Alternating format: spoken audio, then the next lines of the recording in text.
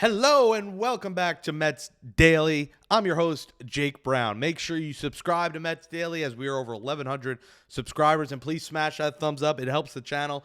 Hit that below. Comment below. Let us know what you think of the show and through all the things we're talking about on today's show. It's Monday, February 10th, 2025. Super Bowl, kind of a stinker, but congrats to the Eagles. Congrats to Saquon Barkley. I feel good for Saquon. I was in Atlantic City watching around a lot of Eagles fans. We had a blast at Ocean. And, good for the Eagles, good for their fan base living in this area. They're hard-nosed, blue-collar fans, just like us Mets fans. But the most important thing as we transition here from football is baseball. It's right around the corner. And as this Steve Cohen tweet from back in the day says, anyways, back to the Mets. And now we are thinking Mets because all the videos start to come out of the Mets players reporting to Port St. Lucie. The official report day for pitchers and catchers is Friday on Valentine's Day, February 14th. But a lot of, players showing up today on Monday, and you love to see that. Start the week with a bang and get this thing going. I think a lot of the players talked about they're getting bored. They want to get back on the field, and they're excited about this Mets team, and who's not? You want to talk about a team that's bringing the band back together. Outside of Luis Severino, this team's pretty much brought the band back together, and Jose Iglesias, who's still out there. Outside of those two guys, this is the OMG Mets, but better and a more improved version, and I think that's what fans are really fired up about right now because, you thought about the OMG Mets and what they brought you in 2024, and now you have kind of a team that just added Juan Soto, that's added some other pieces as well into this puzzle that make you think, wait a second, they were 2 wins away in a punt year from World Series, and they got better. Through all the talk about the rotation, and we'll talk about it, and the worries, is it going to be good enough? Is this team perfect? No, of course not. But do they have a boatload of talent? 100%. Do they have a chance to beat the Dodgers? Sure, because in a playoff series, you never know, and you don't know what the roster looks like then. So, some people are disappointed. Mets rotation not good enough. They got to do more. This team has spent the second most amount of dollars in baseball. They got the number two payroll in the sport behind the Dodgers. Outside of the Dodgers, the Mets are right there as one of the favorites to win this whole damn thing. So that's why people are fired up as you start to see, the beautiful weather in Florida and guys showing up. And guys saying stuff already. And I think last year was kind of we like our team, but I don't think anyone knew what that team was going to be. And they surprised a lot of people. You have a feeling this team could be special, and Francisco Alvarez thinks so. On Monday, he gets the pitchers and catchers. He gets a PSL, and he says the Mets have the number one lineup in baseball. I think we are the best lineup in baseball. Bold strategy, Cotton. Bold statement, Cotton, from Francisco Alvarez. And let's be serious. The Dodgers have the best lineup in baseball. I respect what Alvarez is saying. I respect the confidence in himself, and he's got to have a better year than 2024. And the rest of his guys, Dodgers are number one. You can argue the Braves are number two. You can have an argument that the Mets are number three. Now, I think the Mets are definitely in the top 5 or 6. You can argue for top 3. Top 2 is a little bit tough to argue in terms of guys needing to have bounce-back years for that to be the case. But based off of last season, I would put the Mets right around that 3 to 4 range of Major League Baseball as the best lineup. And, Alvarez had a couple intriguing things to say. Obviously, he said that. I think we have the best lineup in baseball. We can fight with any team. He also said this: I made a lot of adjustments. I'm going to do a lot of new things. It's going to be way different. I really trust what I'm doing. I really like what I'm doing. My bat is no more on my shoulder. I'm not going to do the tap again. I'm going to do a little less leg kick. I think that's huge for Alvarez, and maybe that's Eric Chavez talking to him and saying, hey, got to be a little less aggressive, swinging at these pitches outside. You got to put better plate appearances together and get on base because this lineup is deep. This lineup has power after him. It has power before him.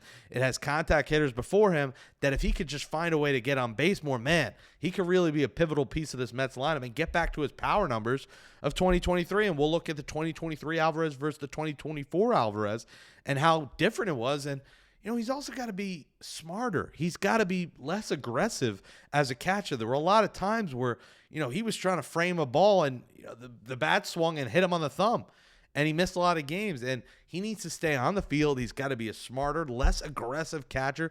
I think all pitchers love throwing to him, but sometimes he gets a little too aggressive with that glove. And, I think he calls a good game, but he's got to be careful because he won't last a long period of time in this league if every year he's not able to play 140 plus games. So I want to see him able to play 130, 140 maybe. Obviously, you get a day or two off, but Luis Torrens isn't the world's best backup catcher. Now, he's great at throwing guys out, but you want to see Alvarez out there. So I think it's important he makes this change to his swing, and we'll see if it works out. I love it. Do something different. Try something different after a year where he struggled. And like I said here with Alvarez, this is a guy who's going to be a free agent after next year in terms of he's not under team control. So you have him cheap this year, cheap next year, but then he might get paid. And if he wants to get paid, he's got to go out and ball.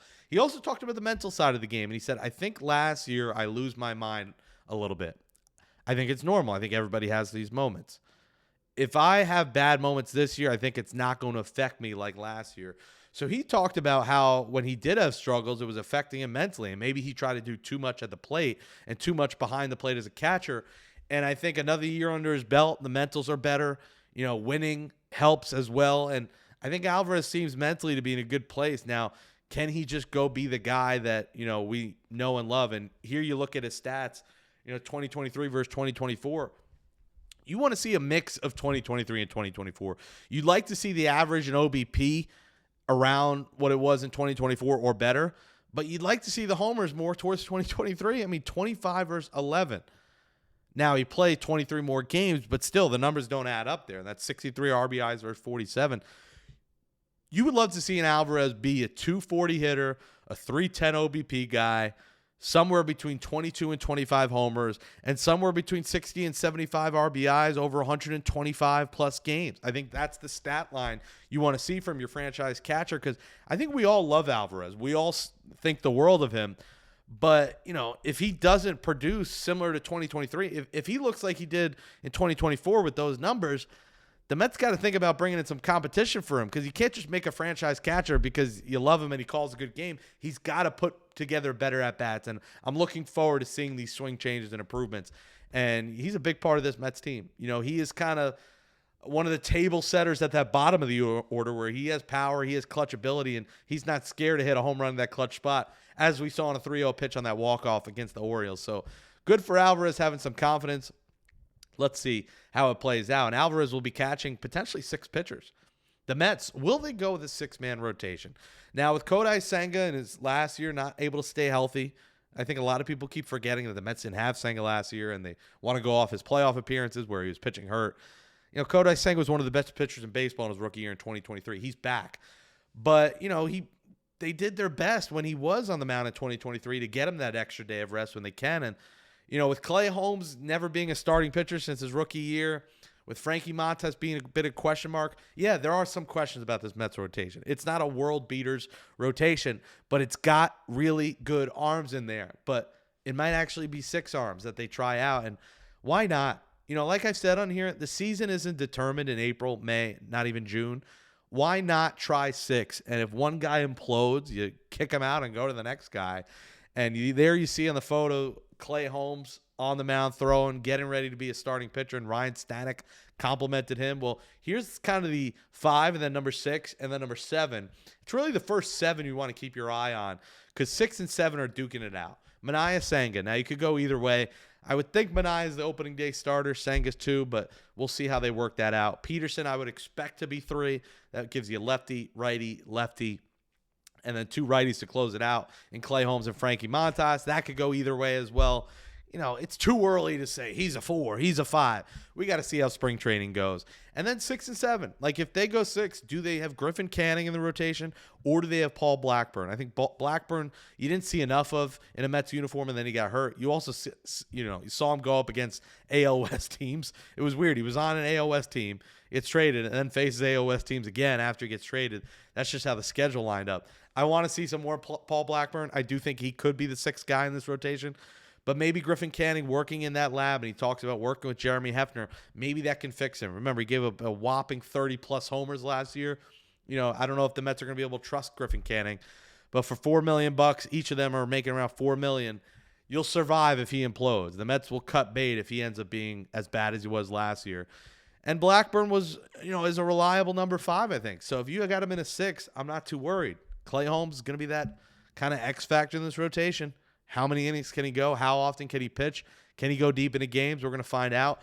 And then 8 through 10, McGill I have as 8. And then 9 and 10, I have the top AAA guys. Brandon Sproat, a lot of people expect him to make his big league debut at some point this season. Dom Hamill was terrible in AAA last year, so we'll see. He's on the outside looking in. I'm just going with the top two prospects in AAA. Blade Tidwell's a name to think about as well. But Sproat, after those major league guys, seems to be the next guy in line. But I'm telling you, I wouldn't worry too much about this Mets rotation. It doesn't take 4 or 5 Cy Young winners to make an MLB rotation in 2025. And I think a lot of people, they're thinking, but look at the Dodgers. They have 5.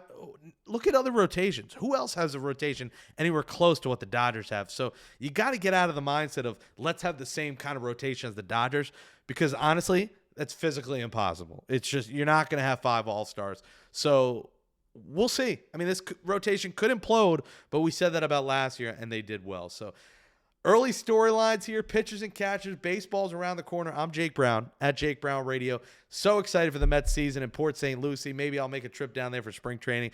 Hope you all enjoy the Super Bowl. Man, what a crazy blowout. And we'll be back talking baseball again tomorrow right here on Mets Daily on Tuesday, February 11th. Smash that thumbs up and let me know in the comments right now. Where do the Mets rank as one of the top lineups in Major League Baseball? Give me your ranking in the comments. We'll be replying to your comments. And again, tomorrow's YouTube, we'll be reading your comments on Wednesday's show in our Hump Day mailbag. So we appreciate your comments, your thumbs up, and your subscriptions to Mets Daily. Jake Brown, Mets Daily, checking out. We'll talk to you tomorrow. Thanks for watching.